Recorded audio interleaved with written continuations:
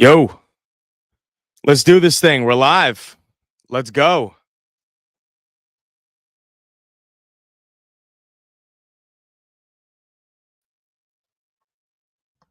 Are we live? Yeah, we should be live. Cool. What's up, everybody? Welcome to the Bryce Boudreaux Show. My name is Bryce Boudreaux, and this is my show.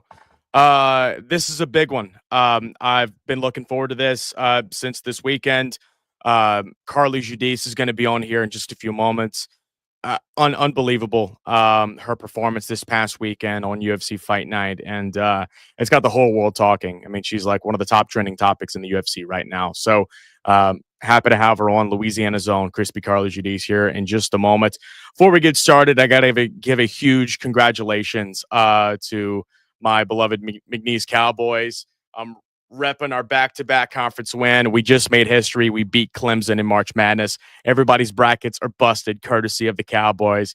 We're riding with the Cowboys. We're going to beat Purdue. We're going to make it to the Sweet 16. It's going to be freaking awesome, and you're all here. You are all here for it. So good stuff. Honored to be the in-arena host for the Cowboys this past season, and it's awesome. And speaking of McNeese, Carli Judice, former McNeese softball player. We're going to talk about that too. So let's not waste any time. Let's bring her on. My guest for today's episode of the Bryce Boudreaux Show, Crispy Carli Judice. Carli, what's happening? How are you? I'm great. Thanks so much for having me on. I appreciate it. Well, Carli, thank you. I think I definitely appreciate it. And I think a lot of the Louisiana fans definitely appreciate it too. A lot of Louisiana people follow the Bryce Boudreaux Show and follow me and follow you. I've been following you since I believe your third amateur fight. That was my first time ever doing commentary.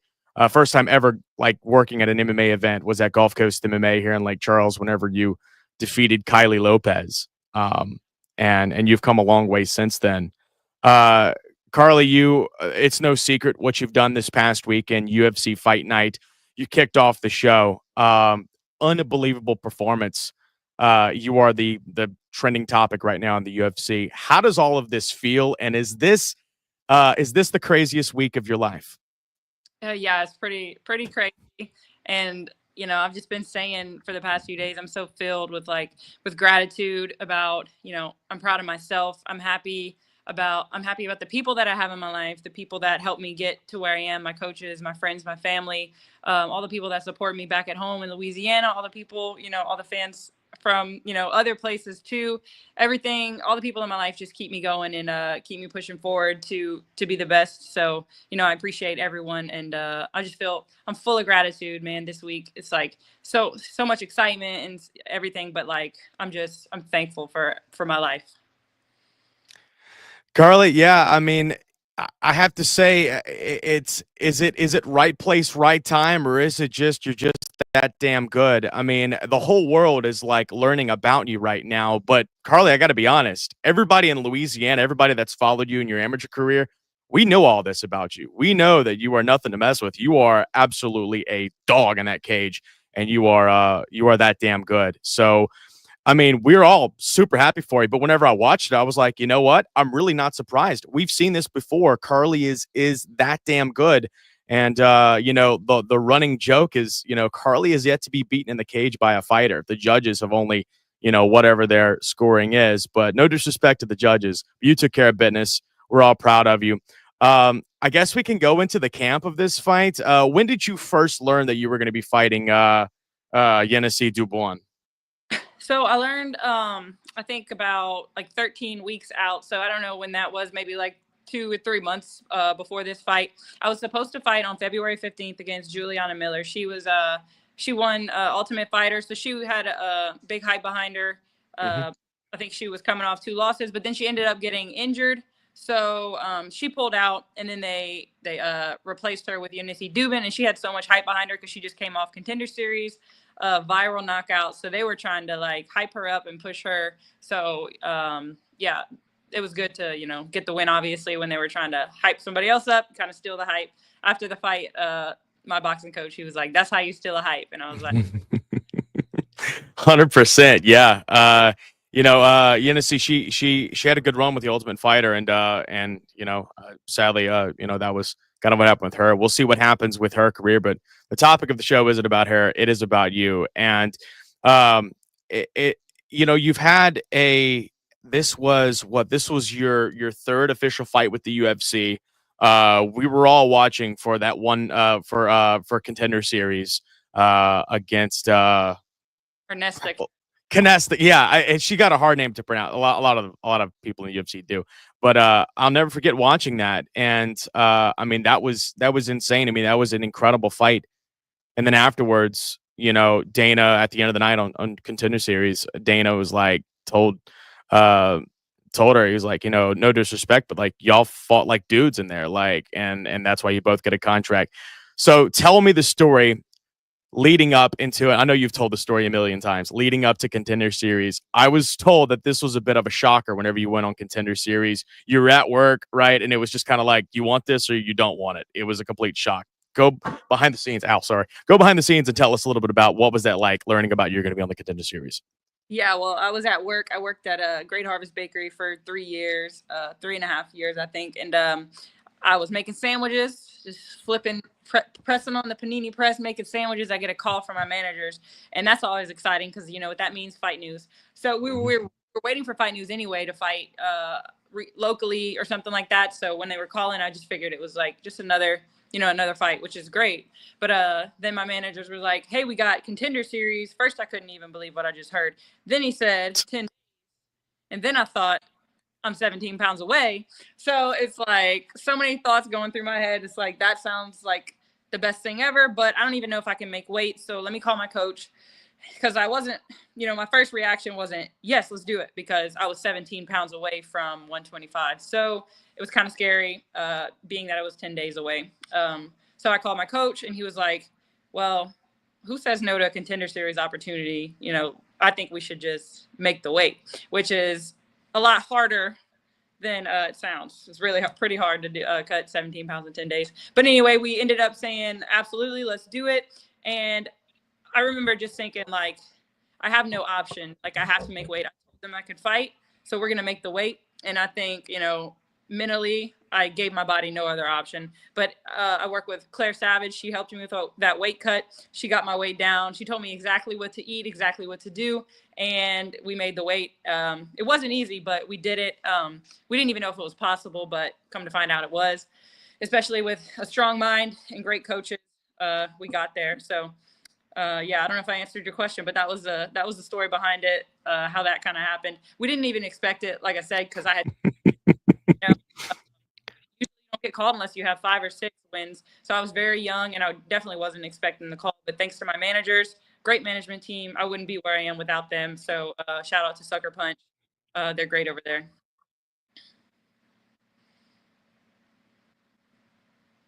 Yeah, shout out to Sucker Punch. Yeah, they're the ones that got you that fight, and it was incredible. I'll never forget watching it live, and I'll never forget. Shout out, good brother, good friend of the Bryce Boudreaux Show, announcer for Contender Series, Justin Bernard, called you Carli Judice. We got to work on this. All right, we need to let everybody know at the UFC, and I think now everybody understands. It's not Judice, it's Judice. How many times in your life have people called you Judice? Judice. I've heard a few different things. I'll go with it. I'll take whatever y'all got. You can call me that.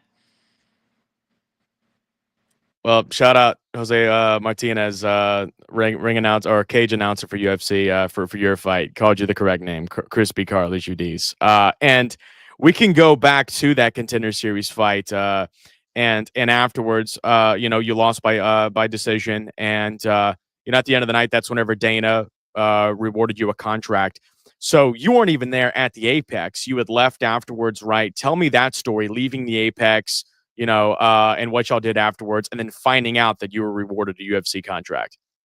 Yeah, so we after the fight, you go back. First thing you do is go check. The doctor just checks you, takes off your gloves, checks you, writes you like your suspension if you get hit in the head or whatever. They write you a few days. Whatever. Anyway, they're checking you up. Dana White follows us and comes to the back, and I'm sitting there, crying because I just lost in the biggest opportunity in my life. I'm not going to the UFC. I lost. I should have won. Should have been better. All these things going through your mind. And Dana White comes in, and plus my face is all beat up. And he just looks at me. I don't remember everything. I had to ask my coach. But the gist I got of it was there was no loser in that fight. You're a dog. That was an amazing fight. It was one of the best fights I've ever seen. Yada, yada, yada. Great stuff. Didn't really hear it because I was just so out of it. And I was like, Dana White's standing in front of me right now. And then he walks out, and then that was it. So I knew he thought we did great, but I didn't think that I was going to get a contract because they put us on the loser bus, strolled us away. I tell people all the time, it felt like when you're watching a movie and the rain's falling down and there's teardrops and you're just looking out the window and it's like the saddest moment of like a movie. It felt like that. Like I was just like, this is a terrible feeling. And for that to be one of the biggest opportunities, but also my first loss as a fighter, I was just like, this is terrible. I remember texting somebody like, I'm so sad. I'm just so like, this hurts so bad. So yeah, that was that. We went back to the hotel. And then later we were just watching just like everybody else. That's when we found out that I had the contract, just watching on the TV. And then the night went from being, very sad to great. Now we can go get donuts. Let's go get donuts. Let's go sell. The night turned around, immediately once we found out the news.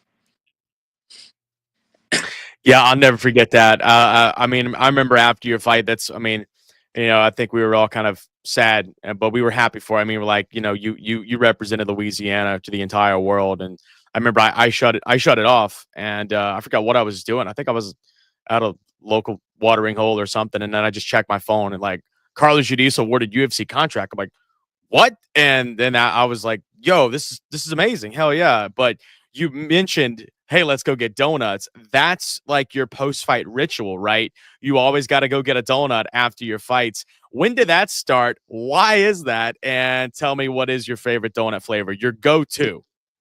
I like, first we'll start with the donut. My go-to donut is a regular vanilla with strawberry glaze. I'm a sucker for strawberry anything. So I love strawberry donuts, strawberry cookies, whatever it is. I don't really know when the ritual started. I think the ritual started after the Contender Series fight is when I would go get donuts, but surprisingly that late. I don't know why. But before that, I would obviously I always have my sweets lined up. I'd get cookies or something when I get home, but actual donuts, first thing I eat was started with Contender Series. So we're going to keep that trend going because it's delicious.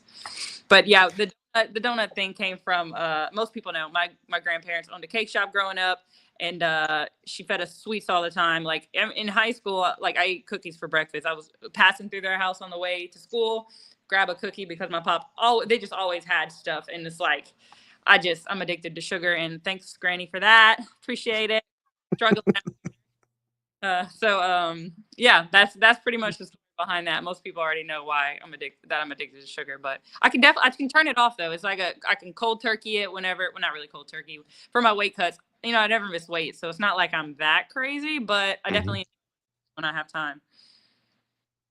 Yeah, respect. I mean, that's a hard thing to shake, but yeah, you definitely do it. And like we said, it has become the ritual, and like crispy means that you're crisp, but also it also kind of Krispy Kreme kind of goes in there. So I don't know who out there, wants to sponsor. I don't know. Do you have any donut sponsors right now, or is that being worked on? I mean, to me, it's a no-brainer. I don't have any yet. I haven't even reached out to any donut companies because I kind of want them to come to me. I'm just waiting. I want to get big enough to where they come to me. Like I have other, plenty of other great sponsors. I'm just waiting on the donut one to come. Whichever one is meant to be. I want Krispy Kreme, obviously, but there's so many great donut companies out there. It doesn't really matter. Yeah, I mean, and even locally in Lafayette, you got was that Ricky Mesh? I think. Yeah, Mesh. Yeah. There's plenty of. I mean, not to get off the subject of your fighting career, but I have to say, Louisiana is like the donut capital of the world. You go to Boston or whatever, they get Dunkin' Donuts, and they're just cold, and down here it's hot glazed donuts, and they're fresh off the fryer. It's incredible. But yeah. Anyways, well, besides the point of donuts, we got some comments. We got a lot of viewers out there. Shout out if you're viewing and you're tuning in. Leave a comment. Let us know where you're watching from. Once again, Bryce Boudreaux Show is live. Special guest, UFC's crispy Carli Judice, fresh off of her UFC Fight Night fight this past Saturday. Rachel Hart is here. Crispy, you got some fans here in Mississippi. Pretty cool. Shout out Rachel Hart. Tunes in every episode. Good brother Miles Callahan tuning in. Shout out, old buddy Miles Callahan from Texas. Big shout out. Jacob Pellengren. Congratulations, Crispy. Thank Drake you. Pellengren's people. I Yeah. think Jacob, if I'm not mistaken, Jacob is in a camper right now in Amarillo, somewhere in West Texas, surviving this windstorm. And shout out Tyler Falk, good brother of the show. Let's go, and congrats on the win the other night. That Thank you. was awesome. Yeah, Tyler Falk. He's been to a couple of your fights. He was actually there in Youngsville. The last Yeah. I think that was your last show before your last fight before you went to the UFC. That was against Monica Medina. I got to announce that fight. Yeah, no, I have a picture. I think picture on my Instagram with you in it and me sitting there when you were announcing me. That's a cool one. Hell yeah. You know, I was looking for that. I was looking for that exact picture. I couldn't find it. I got some other ones. I mean, everybody has seen you and everybody knows what you're all about. But moving on, I mean, we could kind of go into your amateur career a little bit, but before that, a lot of people don't realize like you're starting. I know you have told your story thousands of times, especially on all these interviews you're doing after UFC Fight Night and your big win. Your story, talk a little bit about that. You're from New Iberia. You played softball. You went to McNeese State. Tell us about that, and how does a softball player from New Iberia, Louisiana, become an MMA fighter? Well, yeah, I mean, I played softball my whole life, right? So I went to McNeese for a few years, like about a year and a half, and then I moved home. And when I moved home, I went from playing softball or at least doing something physical almost every day of my life to doing nothing. Like I didn't have anything to compete for anymore. I didn't have anything to get better at or anything to do. I was working at Outback when I first moved home, just sitting in the back eating like the extra blooming onions that they and the bread and like just getting, just not working out, eating all kind of stuff. It just didn't feel like me. Like I've never done that. And then all of a sudden I'm doing nothing and just have nothing to work for. So then my brother that he trained at Head Kicks, he was like, why don't you come try the 2-week trial? You get a free pair of gloves. So come try it out. So if you do the 2-week trial, I got my little 2-week trial. I got my pair of gloves. I did it. And I never left since. And that was in 2020, right before COVID hit.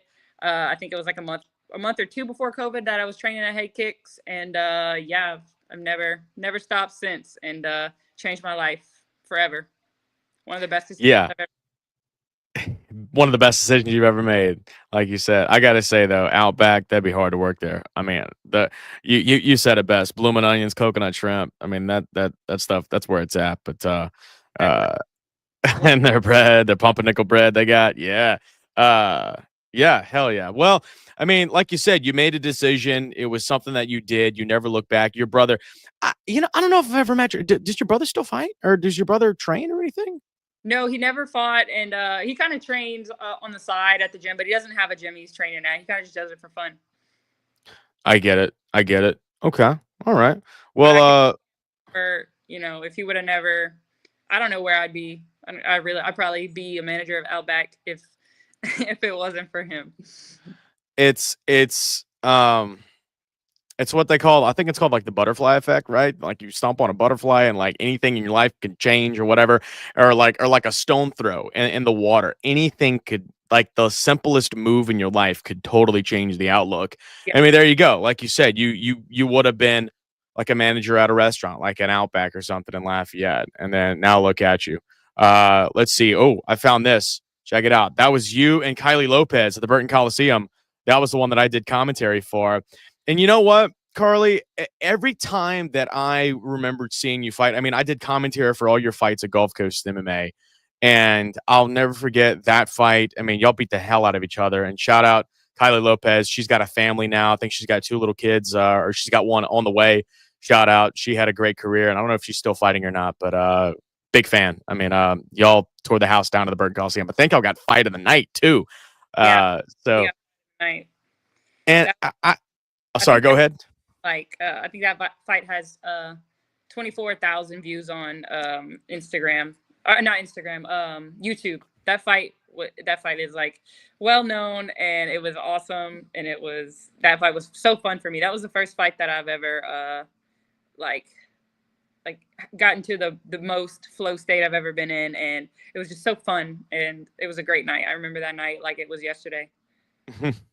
Yeah, I remember y'all got the fight of the night bonus, and yeah, that was incredible. Y'all beat the hell out of each other. I remember like the picture y'all took at the end of the night together, and yeah, and then I remember at the Hard Rock in Biloxi, you and Anna Crutchfield, which Anna was just this badass boxer, that came in.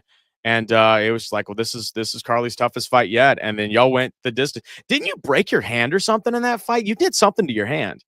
Yeah, in the Kylie Lopez fight, I broke my pinky knuckle in the first round. In the Anna Crutchfield fight, I broke my ulna in the fifth round, and that one hurt.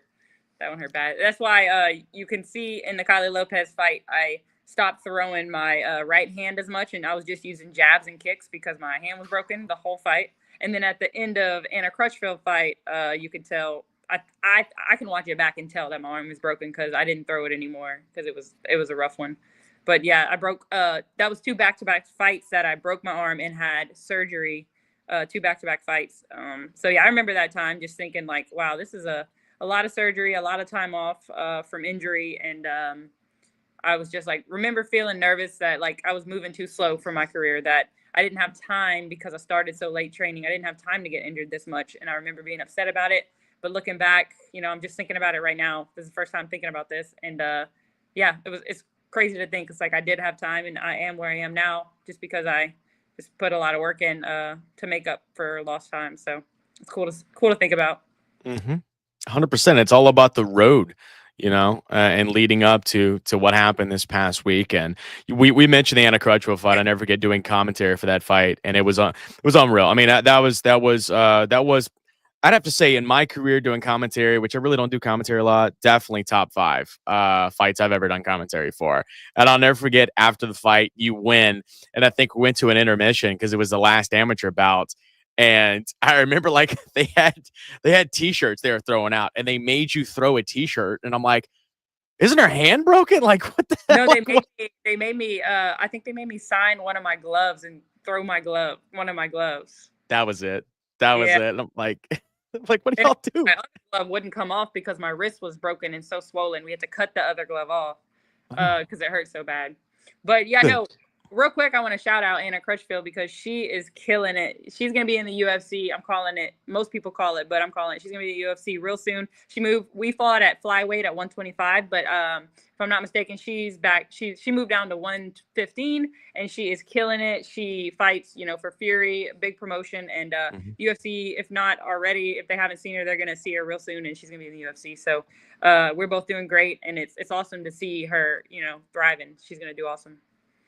Yeah, shout out Anna Crutchfield because I'll never forget. I mean, she came in. She's a hell of a boxer to begin with. And I remember after the fight and after the night's over, we had at big combat sports events at Hard Rock. Your after party is normally at the bar in the middle of the casino floor. And I'll never forget. Like it was towards the end of the night, and she just shows up. We're like, oh my god! And she like her face was so swollen she couldn't even open up her eyes. And I'm like, look at you, like holy hell, you're tough as nails. And she partied with us all night. We're like, oh my God, like you need to put some ice. And he's like, oh no, no, I'm good. The swelling's gonna go down. And I'm like, good Lord. But Yeah. yeah, shout out Anna Crutchfield. She was a hell of a fighter. Great competition. And that was your last amateur fight. You went on to fight for CWC out there at the Morgan City Municipal Auditorium. Kind of a home field advantage for you, not far down the road from New Iberia. 17 seconds, round number one. I'll never forget that one. Hearing about that one on Facebook and watch the highlights. There's really nothing to talk about there. I mean, you clearly won. You definitely put your I don't know, put your stake in the ground as far as I am now a professional fighter, and you kicked the door open, and Yeah. then you Uh, where one thing a lot of people don't know about my first two pro fights were Mhm. I fought them at 130. I fought them at a catch weight. So no, all three of my pro fights Mhm. were 130. So I didn't make 125 as a pro until Contender Series. So I went from fighting 135. I mean, at 130. And then they called me on 10 days notice to make 125. I hadn't made 125 in I think like a year and a half or 2 years before that because I was fighting at 130. And I'm just thinking about this now too. That's crazy to think about. I forgot that I fought at 130. I didn't even fight at my weight class for my first three pro fights. So yeah. Anyway, Memory fun fact. lane. Yeah, really. See, we got some comments here. Joe Pepe. Great to see Crispy's success. Judged a few of her fights and seen her grow over the years. Very happy for the first round finish. I remember seeing her knock out Ivanka in Lafayette. Hell yeah, Joe Pepe the third. Yeah, shout out Joe Pepe. He actually is a judge here in the state of Louisiana for the commission. Joe Pepe the third also asked, how can potential sponsors reach her? There you go. Yep, you can Facebook message me and I'll get to it. My Facebook Messenger is off and my notifications are off, so sometimes I take a little while to get back, but I check them every once in a while. So that's why if some people can't get in touch with me, that's why all of my notifications are off. Yo, I'm honored. Like that's incredible. Like, thank you. I appreciate you responding to me. That means a ton. Well, I've been there since I was an amateur, my amateur career. So I definitely wanted to get on here and talk with you. I figured it would be an awesome show, and I appreciate you, following me since, from the beginning. So I definitely was excited to come on here and talk.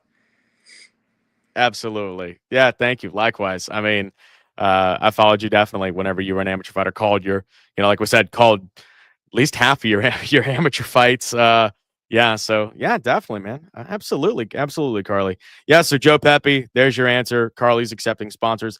Oh, so here has been the big topic that is kind of going viral right now. Tyler Falk, what about the New Orleans card? After that performance, Dana White, get Carli Judice on that card. Multiple exclamation marks. Well, Tyler, maybe that will happen. Carli, you said that in a conference. You said that on the mic, and you mentioned that. Of course, there will be a UFC event this summer in New Orleans, and we'll see what happens. Carli, I know you're interested in being a part of it. Have you heard of anything that you're going to be doing here in the future? Do you want to address any of that? We haven't heard anything yet. We're just pushing for it. So, whenever they do, I don't even know what they're probably doing a lot behind the scenes, but whenever they do decide to come to New Orleans, we're pushing so hard that my name is they're not gonna, I think they're gonna be, put Carli on there because she's being annoying and calling. And I got my managers working behind the scenes. Also, they said that they're gonna keep, putting my name out there for New Orleans. But I also think if and when they do go to New Orleans, they're gonna fill it up with all the best Louisiana fighters, and I think it's going to be awesome. So regardless, even if I wasn't calling out for it, I think they were going to, stack the card with Louisiana fighters, and that's going to be a great night for Lafayette and all of Louisiana. Even the surrounding states. I think it'll be huge.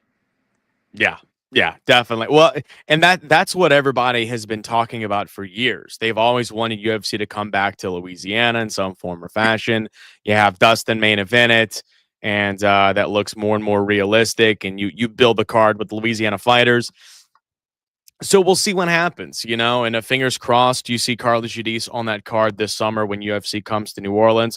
Tyler Falk, that was a great question. Thank you so much for asking that. If you have any questions for Carli Judice, drop your comment, drop your questions. It's free to comment. It's free to leave a comment. It's free to leave a question.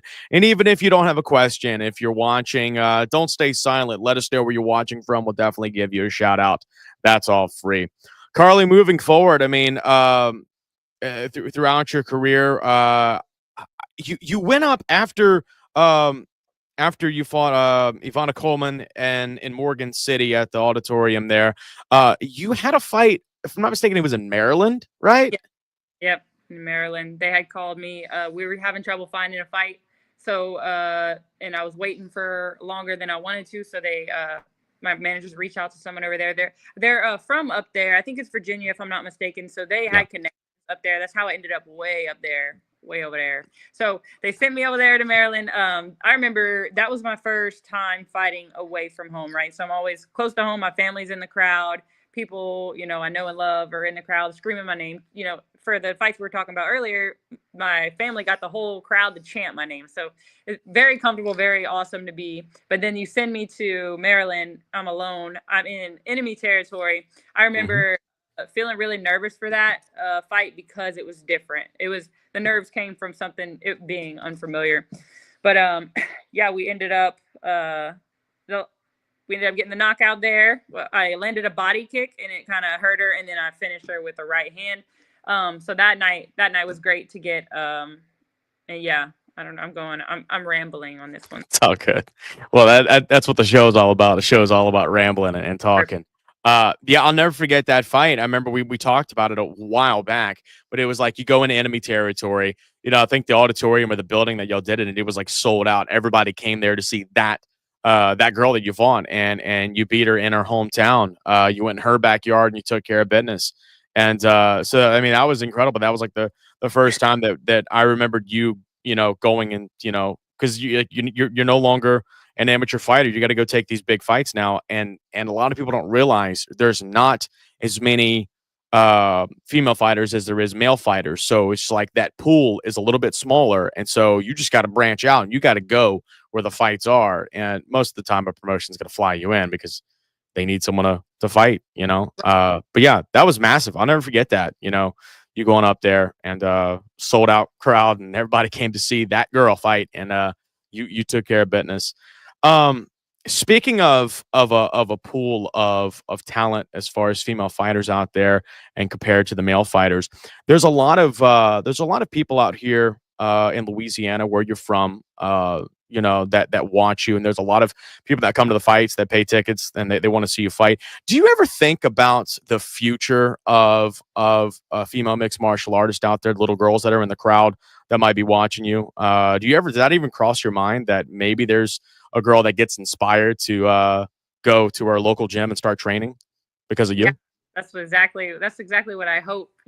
Like I want little girls or just even women, around me in general to know that we can do it. Especially in such a male saturated sport. When I first started, only training with men, it was intimidating, and it was like you never do good especially when you're rolling with men. They're so much stronger than you, and I was like, well, I'm never gonna be good. And now, 4.5, 5 years later, it's like I can hang with the men that I roll with, and I'm in the UFC, and it just didn't seem like possible when I started. And I went into a gym, and the thing about mixed martial arts is a lot of people will start, especially like females will start and then get intimidated and quit and do something just like less intimidating, right? But I remember feeling intimidated sometimes, but I just kept showing up and keep looking past that and just keep, kept showing up, kept working hard, and I am where I am. So yeah, I hope little girls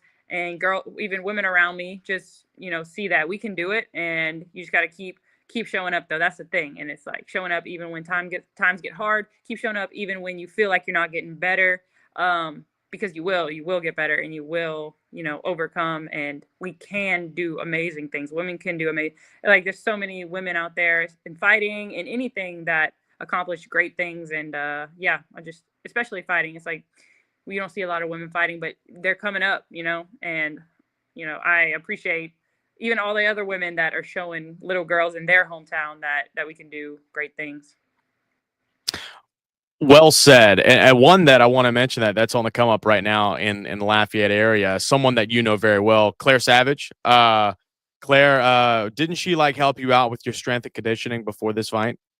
Yes. Yeah. She's I've been with her for three fights now. And Wow. She's been amazing. She changed my whole body composition. She's changed my mindset. And she's been an amazing big part of my my pro career, and I can't thank her enough. And I'm so glad that she invests so much time and energy into me, and into the community. She's huge for the community, and she just wants to help. She doesn't want, there's no strings attached. She just wants all of us to change and to grow. And so shout out to Claire. Yeah, shout out. I don't know if she's going to be on the card in Youngsville for Raging Fighting Championship 1, but I'll never forget the last time she did fight and I announced her. I mean, oh my God. I think you were there. Yeah, weren't you on that card? No, I wasn't on that card. I was in the UFC at that point, so I can't fight for anybody else. But I remember. No, you're good. I remember being. She's aggressive. I thought she was gonna bite the girl. Yeah, I was worried at first. I really didn't know much I mean, I followed her on Facebook and and everything she does, and Ignite Fitness, everything she does there. I didn't really know what to expect whenever she would get in the cage. And I remember she had a smile from ear to ear, and the whole place is chanting her name, and I'm like, this is insane. And then out of nowhere, she just hammers on this girl, and it's over very quick. Claire wasn't messing around, but yeah, Carli, good stuff all around, especially here in Acadiana. Are we going to see you make an appearance at Raging Fighting Championship 1? Probably, Okay. definitely. I'll be there. Most of my teammates are fighting. I got people from that I do strength and conditioning with are fighting. Drake's fighting. He came with me to Vegas. So Yeah. everybody is fighting that I want to see and I want to support, because I know when I'm out there in Vegas, they're supporting me. So I definitely want to be there for all them and help in whatever way I can. If they want me to be sparring partners and they want to hit me, or like Drake, whenever I was warming up, I beat the snot out of him. So if he wants to beat me up for his warm up for his fight, I'll be there. I'll bring band-aids, whatever it takes. So yeah, y'all just let me know what I love my team. Beat his ass. Yeah, it's funny. It's funny you mentioned that. Joe Pepe leaves a great comment. She will beat our asses for sure, Bryce. It's funny. I was talking about it on the show the other night. I think it was this past week. Whenever I kind of hinted that you might be on the show, I mentioned your brother-in-law Nevin Driehaus, who is also a great fighter with a huge career ahead of him. And I was like, I remember messing with Nevin. I was like, Nevin, you better watch out. Your sister-in-law, she'll beat your ass if you're, if you don't play nice, whatever. No, I stay on Yeah. Nevin's side because Nevin's a dog. He could definitely hurt me if he wanted to. So I'll be nice to Nevin. Nevin's got a baby now, right? Yeah, and he's actually married to my youngest sister, so it's a good connection. I'm glad Nevin's in my family. He's my brother-in-law now. 100%. And now you're an aunt, so congratulations. For a little hot minute, I've been an aunt, but now I got another one, so I love being an aunt. I'm not the one I'm out of 7 kids, I'm not the one to have kids. I'm going to be the best aunt that there ever was to walk this planet, because yeah. I'm just going to be a good aunt. That's all. Totally get it. Our badass aunt that fights in the UFC. That's what those kids are gonna remember. Exactly. Carli, we pretty much talked about everything. We talked about this past UFC Fight Night. We even mentioned Dana White and talking to Dana White a little bit. Can you just kind of, before we go, can you kind of tell people what is do you even remember like walking into the Apex, talking to people, that whole process, or is it just all a blur and you're just ready to go? Like the little details, like as far as like, me as an announcer, I get your information. I write it down myself. I'm very personal with the fighters. Like, do you just tell them that and they do what they want with it? Do you send all that beforehand? What is the whole process like? Do you remember, going to the Apex into this past fight for UFC Fight Night? What's the whole process like? So for like walking into the fight, for the fight itself? Sure. Like, Yeah. Everything. I mean, everything like the Apex experience, the UFC, whatever, everything. Yeah. So they take you, they bring you on the shuttle. You get there about 2 hours before the fight starts. When you get there, are your gears laid out for you to change into, your gloves, your walkout clothes and everything. So we go put that on, we all change. We wrap our hands. There's a cut man that comes and wraps our hands. We're waiting, we're chilling. I start to stretch out about 45 minutes before the walkout time, because they let us know when we're going to walk out when you're the first fight. But if you're not the first fight, you just have to, it depends on how fast the fights go. So I like to be in the first fight. This is the first time I've ever fought, I think, when I was the first fight. And it helps, exactly when you're going to walk out, so you know exactly when to be warm. It's great, because if y'all know anything about fighting, like walking out and stuff, it's stressful to know how fast or slow the fights are going to go. You don't know. Anyway, I'm rambling, but yeah. So we walked out, and one thing different about this walkout, my past two, I had a lot of nerves, so I didn't have a lot of control over my senses, but this fight, I was so confident. I was so prepared. I wasn't nervous, and I walked out. I felt every moment. I knew exactly where I was. I felt the floor under me. I heard my music. I was singing to my walkout song. I was hype. I was ready. I knew I was going to get the win, because we were so prepared. Like, there was no way.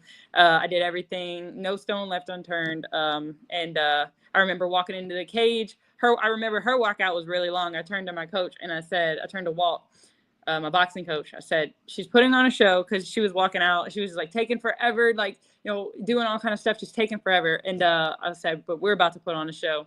And he was like, yeah, that's right, we are. And yeah, that's a little moment I remembered. But yeah, this fight, was just different because I remembered everything and I was so aware. I had no nerves. My heart wasn't beating fast. I was just so ready. Hey man, hey, I appreciate all that. Like that's the details that I think people wanted to hear. Tyler Falk mentioned that he wanted to ask that question himself. Yeah, I mean that's the stuff that I think about behind the scenes because like I on top of being the announcer, I'm kind of like a producer of the show. The time and everything is all going through me, and so that's the stuff I pay attention to is the little things that go around with the production. But it's Dana White that's pulling the strings of the UFC. It's not me. Check it out. This is the shot after you won. Hand raised right there. And yeah, that's you. Boom.